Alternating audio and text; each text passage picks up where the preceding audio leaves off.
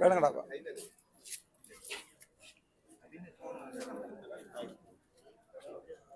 வணக்கம், நான் டாக்டர் அர்ச்சுனா. இன்றைக்கு எங்களோட சுயேட்சை குழு வந்து மொத்தம் 16ல் 11 தொகுதி தாக்கல் செய்திருக்கிறோம். நான் நினைக்கிறேன் பாராளுமன்றத்திலையும் கதைக்கிறதை தடை செய்திருக்கணும். ஸோ கதைக்கிற தடை செய்யலை, கதைக்கலாம், ஆனால் அதை ஒளிபரப்பலாம் என்று சொல்லியிருக்கணும். அதுவும் ஒரு வகையில் உள்ளூராட்சி சபை தேர்தலில் திட்டமிட்ட செய்த வேலை தான். அது தவிர நான் நினைக்கிறேன் நான் போட்ட எல்லாத்துலேயும் நொமினேஷன் அக்செப்ட் பண்ணப்படுற எல்லாத்துலேயும் எனக்கு வெற்றி கிடைக்கும்னு நான் நினைக்கிறேன். அப்படி இல்லாலும் யாராவது ஒரு தமிழ் கட்சியோட சேர்ந்து கூட்டணி தொடர்பாக வேறு ஏதாவது கட்சிகளோட பேசி இருக்கிறீங்களா? ஆட்சி நான் எப்போவுமே ஓப்பனாக தான் இருக்கிறேன், யாரோடையுமே பேசல. கயந்திரமார் பொன்னம்பலம் வந்து என்னோட நல்ல இதோட இப்போ நல்ல வடிவாக கதைக்கிறவர், யாரோடையுமே பேசல.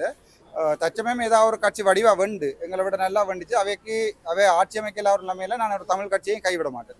எந்த தமிழ் கட்சியாக இருந்தோம், என்பிபி அல்ல, எந்த தமிழ் கட்சியாக இருந்தாலும் அவைக்கு ஆட்சி அமைக்க இயலாட்டி என்னுடைய கண்டெஸ்டனை நான் கொடுத்து தமிழ் கட்சியை வந்து எங்களுடைய யாழ்ப்பாணத்தில் உள்ளூராட்சி சபையில் ஆட்சி அமைக்கிறதுக்கு உதவி செய்வேன். அதே நேரம் நான் வெண்டு எனக்கு ஆட்சி அமைக்கலாம் போனாலும் அவை உதவி செய்வேன் என்ற நம்பிக்கை எனக்கு இருக்கு. இல்லை, இப்போ மன்னர் ஒன்றுமே தாக்கல் செய்யலை. யாழ்ப்பாணத்தில் 17ல் 11 தாக்கல் செய்திருக்கிறோம். மற்றது அதில் சிலதுகள் வந்து ரிஜெக்ட் ஆகும்ன்ற ஒரு பிரச்சனை ஒன்று இருக்குது. நான் எங்கள் டைம் கொஞ்சம் காணாமல் போயிட்டப்போ நான் முந்தினாத் தான் காசு ஒன்றும் இருக்கல, முந்தினாத்து தான் எல்லாம் கொஞ்சம் கொஞ்சம் சேர்த்து கட்டினான்.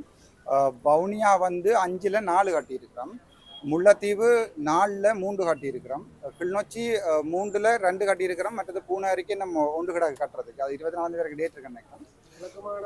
கிழக்கு மாநிலத்தில் எப்போ திருவோணமலையில் அது வந்து கூட எங்களோட சகோதர மொழி பேசுகிறாங்கன்ற இது பெரும்பான்மை கூட தமிழ் இடங்களில் எல்லா இடமே காட்டியிருக்கிறோம். மற்றது மட்டக்களப்பிலையும் காட்டியிருக்கிறோம், அம்பாறையில் காட்டியிருக்கோம்.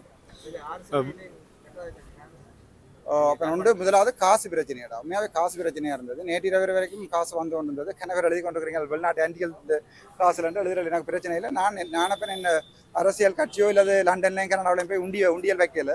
என்னை பொறுத்த வரைக்கும் என்னோட காசு இருக்கையில் மற்ற என்னோட வந்த கண்டஸ்டன் எல்லாம் முன்னாள் போராளிகளும் மற்றது சாதாரணமாக வேலை செய்கிறதும் மற்றது அந்த என்னென்னு சொல்கிறது அவருடைய வாழ்வாதாரத்தில் பிரச்சனை. அவர் ஒரு 5000 ரூபா கேட்குறது எனக்கு கஷ்டமாக இருந்தது. அதால் நான் வெளிநாட்டில் இருக்கிற என்னுடைய ரத்த சொந்தங்கள் தந்த காசில் கட்டினான். தந்த வரைக்கும் அவ்வளோ கட்டியிருக்கேன். நான் அதில் ஒரு 2.5 லட்சத்துக்கு மேலே இப்போ கையில் காசு மிச்சம் இருக்குது. அதோட உள்ளூராட்சி சபை தேர்தலுக்கும் எங்களுக்கு காசு தேவைப்படும், அதையும் நான் அவர்கிட்ட வேண்டி செலவு செய்வேன். மன்னார் வேட்பு மனுவில் இருந்து தவிர்க்கப்பட்டதற்கான காரணம் என்ன ராசா? என்னென்றால் உண்மையாகவே மன்னாரில் ராசா எங்களுக்கு எங்கண்ட அதாவது தமிழ் பேசுகிற இது வந்து சரியான குறைவு. அதில் கண்டஸ்டன் வந்து கனவேர் எனக்கு ரெடியாக இருந்தவ.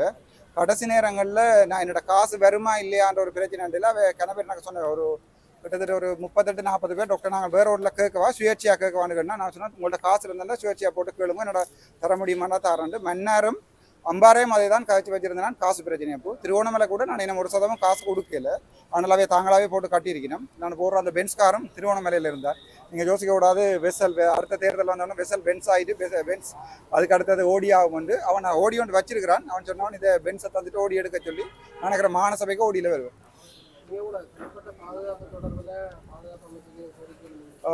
கொடுத்தனான் பெண் பாராளுமன்றத்தில் சபாநாயகர்கிட்ட கொடுத்தனான்.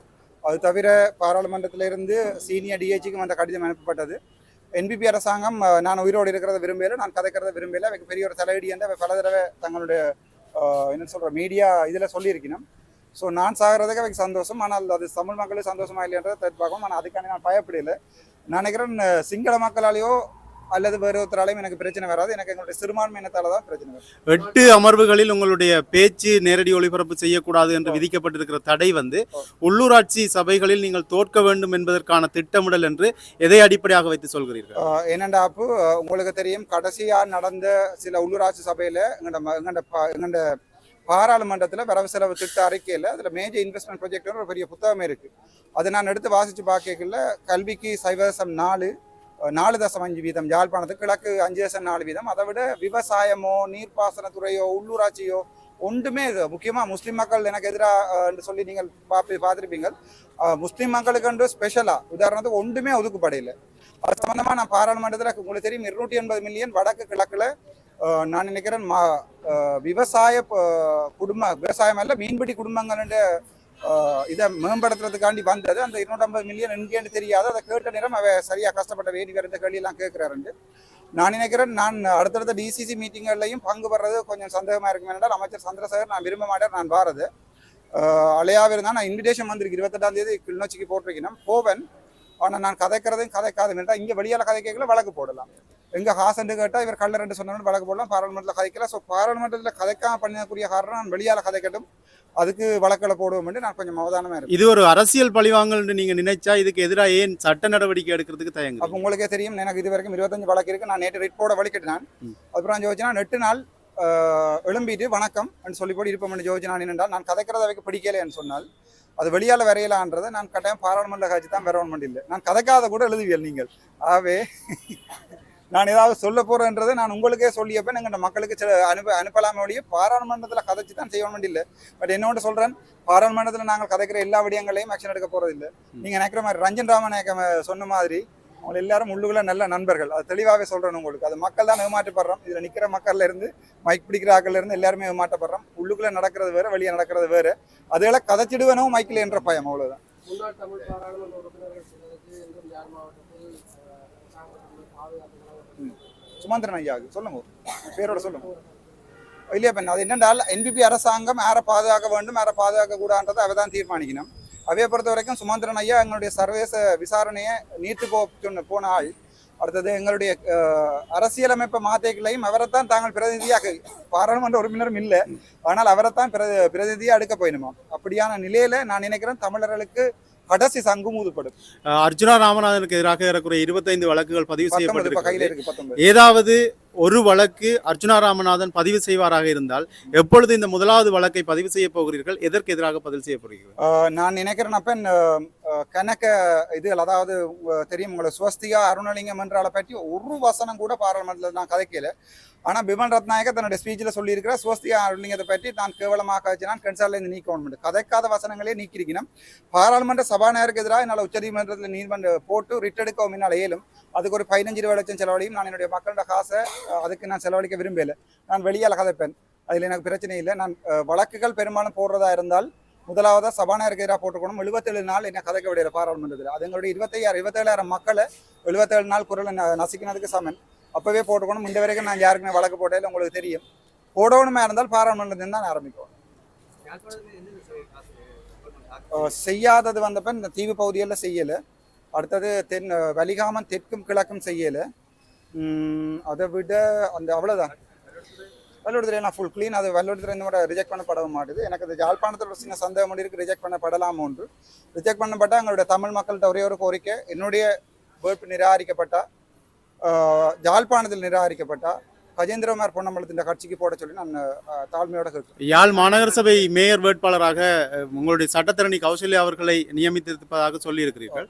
அவருடைய வதிவிடம் தொடர்பான ஒரு சிக்கல்களும் ஒருவேளை வெற்றி பெற்றால் அது சவாலுக்கு உட்படுத்தப்படலாம். உங்களுக்கு முதல்ல தெரியும், மணிவண்ணனுடைய இதையும் சவாலுக்கு உட்படுத்தினவே. அது கடைசி அந்த இதை சுமந்திரன் அவர்கள் விட்ரோ பண்ணினவர். நான் நினைக்கிறேன் எங்கள்கிட்ட இந்த ஜாழ்ப்பாண நொமினேஷனில் ஒரு சின்ன ஒரு இஷ்யூ ஒன்று இருக்குது. என்னென்றால் அவரோட அதுக்குரிய சட்டத்தை தேர்தல் ஆணையாளர்கிட்ட கேட்டு நான். அப்போ அவர் சொல்லியிருக்காரு, இந்த சட்டத்தில் ஒரு சரத்தும் சொல்லவில்லை, இந்த இடத்துல பெர்மனண்டாக வசிக்கணும். பதிவிட முகவரி தான் போட்டிருக்கு. அப்போ ரெசிடென்ட் அட்ரஸ் தான் இருக்குது. யாராவது வழக்கு போட்டால் அது சம்மந்தமாக வழக்கு போகும். ஆனால் அந்த வழக்கு முடியறதுக்கு முன்னாடி கௌசல்யா MP ஆயிடுவா. நான் மாநசபைக்கு வருவேன் நம்பிக்கை இருக்குது.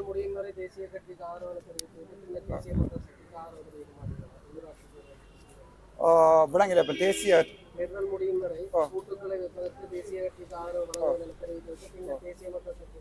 தேசிய மக்கள் சக்தியோட நான் நினைக்கிறேன் என்னுடைய உறவு நான் தெளிவாக நான் நிறைய கதைகளை சொல்றாரு. இனிமேல் நான் சொன்னான் உங்களுக்காக நான் உயிரை கொடுப்போம்னு சொன்ன அதே வாயால சொன்னான். இனிமேல் தேசிய மக்கள் சக்தியோட எந்த தொடர்பும் எனக்கு இருக்காது. ஏனென்றால் அவ என்ன ஜனாதிபதி வாரான்றதுக்காண்டி தேடி பிடிச்சி அரெஸ்ட் பண்ணது உங்களுக்கு வடிவாகவே தெரியும். இப்போ கூட செவந்தியை அரெஸ்ட் பண்ணல. ஆனால் ராமநாதன் அர்ச்சனோட ஃபோனை ட்ராக் பண்ணி அரெஸ்ட் பண்ணுறதுக்கு எங்களுடைய இலங்கை காவல்துறை திட்டமானதாக இருக்குது. NBPயோட நான் நினைக்கிறேன். ஏனென்றால் நான் பாராளுமன்றத்தை போகணும்னா எனக்கு அனுபவம் குறைவு. போன அப்புறம் தான் எனக்கு விளங்குது. நாங்கள் எங்களுடைய தேசிய மக்கள் சக்தி NBP தானே. NBPக்கு எங்களுடைய வாக்களை இந்த மாதிரி உள்ளூராட்சி சபையில் கொடுப்பமா இருந்தால் நாங்கள் எங்களுக்கு வைக்கிற கடைசி உலையாக இருக்குது நினைக்கிறேன்.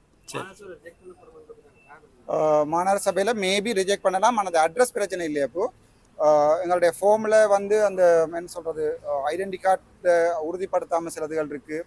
மற்றது பர்த் சர்டிஃபிகேட் உறுதிப்படுத்தாமல் சிலதில் கொடுத்துருக்கு. நான் ஓப்பனாகவே சொல்கிறேன். அதால் பெரும்பாலும் 100க்கு 95% ரிஜெக்ட் பண்ணக்கூடிய சாத்தியபூர்வம் ஒரு மாநகரத்தில். நான் நினைக்கிறேன்னப்ப சாவச்சேரி, அதை விட வலிகாமம், பருத்தித்துறை, வடமராட்சி நான் வெளிவரன்னு நினைக்கிறேன். மக்கள் தான் தீர்மானிக்கணும். மக்கள் தீர்ப்பு மாயசன் தீர்ப்பு. தீர்ப்பு வந்து உங்களுக்கு பாதகமாக ஏற்படுத்துது. எதப்பு பார்லமெண்ட் உறுப்பினர் பதவி வந்து இப்படித்தானே அப்போ நான் கதைக்கிறதா இருந்தால் பாராளுமன்றத்தில் தான் கதைக்கணும் இல்லை ஆசா. நான் என்னுடைய சொந்த யூடியூப்லேயே நான் என்னுடைய கருத்துக்களை தெரிவிக்கலாம், அது மக்களுக்கு போகும். நான் நினைக்கிறேன் என்னை பொறுத்த வரைக்கும் பாராளுமன்றத்தில் தன்னிச்சையா சாதாரண ஒரு கம்ப்ளைண்ட் ஒன்று வந்து உங்களுக்கு தெரியும், வழக்கில் நீதிபதி எடுத்தோன்னே படாரன்ட்டு உள்ளூராட்சி தேர்தல் முடியும் வரைக்கும் நிப்பாட்ட மாட்டேன். அதுக்கு ஒரு கொமிட்டியை ஃபார்ம் பண்ணணும், அந்த கொமிட்டியை ஃபார்ம் பண்ணி அந்த கொமிட்டி டிசைட் பண்ணணும் மறுநாங்க எத்தனை நாள் நிப்பாட்டுறேன். ஆனால் உங்களுக்கு தெரியும் எங்களுடைய விமல் ரத்நாயக விரும்பி ஸ்வஸ்திகா அருள்லிங்கத்தினுடைய பேரை நான் பாவிச்சதா சொல்லியிருக்கிறேன். அதுக்கு அடுத்தடுத்த நாட்களில் மேலே இருந்து வாசிக்கப்பட்டிருக்கிறது அர்ச்சுனாக்கு 8 நாள் உள்ளூராட்சி தேர்தல்கள் முடியும் வரை கதைக்க தடை. இது உங்களுக்கு தமிழ் மக்களுக்கு சிம்பிளாக விளங்கும். ஒட்டு விளக்கமும் கோரப்படவில்லை. நான் இல்லாத அதான் சொல்றது, இல்லாத இடத்துல வையக்கூடாதுன்னு சொல்லி நான் அந்த இடத்துல இல்லாத நேரத்தில் வை இருக்கணும். நான் இருந்து வயதாலும் வழியால் பெறக்கூடிய மாதிரி செய்திருக்கணும். இது ஒரு தமிழருக்கான ஒரு பெரிய இதுன்னு தான் நான் எதிர்பார்க்குறேன். நீங்கள் சில பேர் என்ன கடிச்சு கொண்டுக்கிறீர்கள் பர்சனலாக, நான் உங்களுக்கு கொண்டு சொல்கிறேன் தம்பி. நானும் விட்ரோ பண்ணி போயிட்டா திருப்பியும் நீங்கள் 2009ஆம் ஆண்டு அரசியலுக்குள்ளே போய் நிற்பீங்கள், அது உங்களை பொறுத்து. யாரும் எனக்கு அடிக்கிற பிரச்சனை இல்லை. நான் தெளிவாக நான் என்ன சொல்கிறேன் என்றால், நீங்கள் என்ன கடிக்கிறேன்டா எங்களோட தமிழ் தேசிய கட்சிகளுக்கு எல்லாருக்கும் அடிச்சு கொண்டு கேட்க என்பிபி வின் பண்ணி கொண்டிருக்கு. தயவுசெய்து உங்களோட கண்ணை மற்ற பக்கம் திருப்புங்கோ, என்னுடைய பர்சனலாக இருந்து அடியுங்கோ. நான் காசு களவெடுத்து, நான் பேங்கில் காசு இருக்குது, பெரிய விழாவில் வீடு கட்டிட்டு அதுகளை அடியுங்கோ, ஒரு பிரச்சனை இல்லை. ஊரில் சந்திக்காரர்கிட்ட கேட்டால் சொல்லுவாங்க. ஆனால் இந்த அவங்க ஊரில் போய் சந்தியில் கேளப்பு. ஆனால் என்னோட மெர்சிடிஸ் பென்ஸ் லக்ஷ்மன் அவன் நீங்கள் கேட்கலாம், அந்த ரெஜிஸ்ட்ரேஷன் நம்பர் எடுத்து தேடி பார்க்கலாம். நான் அது பயங்கரமாக பெட்ரோல் வர குடிக்குது. நான் ஒன்று சொல்கிறேன் தெளிவாக, என்னென்றால் என்ன தாக்குறதை விட்டுட்டு தயவு செய்து தமிழ் மக்களை பாதுகாக்கிறதுக்கு உங்களுடைய டைமை யூஸ் பண்ணுங்க.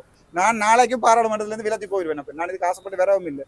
கடைசியாக நீங்கள் சுட்டு கொண்டு இருந்து கூட எங்கள்கிட்ட ஆளை காணிங்கன்னு பார்க்காம நீங்கள் அந்த சக்தியை தயவு செய்து தமிழ் மக்களுடைய எதிர்காலம் ஏதாவது பிரயோசனம் படுறதுக்கு செலுத்தணும்.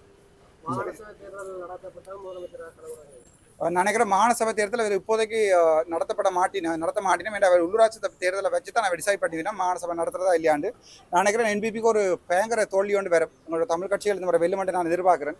நான் தமிழ் கட்சிக்கு சப்போர்ட் பண்ணுறதுக்கு ஆசைப்படுறேன். நானே சொல்லியிருக்கிறேன், கயந்திரமார் பொன்னம்பத்துக்கு என்னுடைய ஜாழ்ப்பாணத்தில் என்னுடைய ஜாழ் மாநகர சபை ரிஜெக்ட் பண்ணப்பட்டா எனக்கு போடப்படுற ஓட்டுகள் அவ்வளவும் கயந்திரமார் பொன்னம்பத்து அவருடைய வேட்பாளருக்கு போட சொல்லி நான் சொல்லியிருக்கிறேன். நான் சில மச்சுகள் முடியும் வரைக்கும் தான் கஷ்டப்படுறேன். மச்சு முடிஞ்சு விசில் ஊதினா பிறகு மச்சு பேர் ஜோதிச்சு பிரியோசனம் இல்லை. விசில் எனக்கு எதிராக ஊதுப்படும், அது 100% சந்தேகம் இல்லை. எனக்கு ஜாழ் மாநகர சபை ரிஜெக்ட் பண்ணப்படும், அது பிரச்சனை இல்லை. கயந்திரமார் பொன்னம்பலத்தினுடைய கட்சிக்கு என்னுடைய வாக்கள் அவ்வளவும் ஜாழ் மாநகர சபைக்கு மட்டும் போடும்படி கேட்டுக்கொள்ளும்.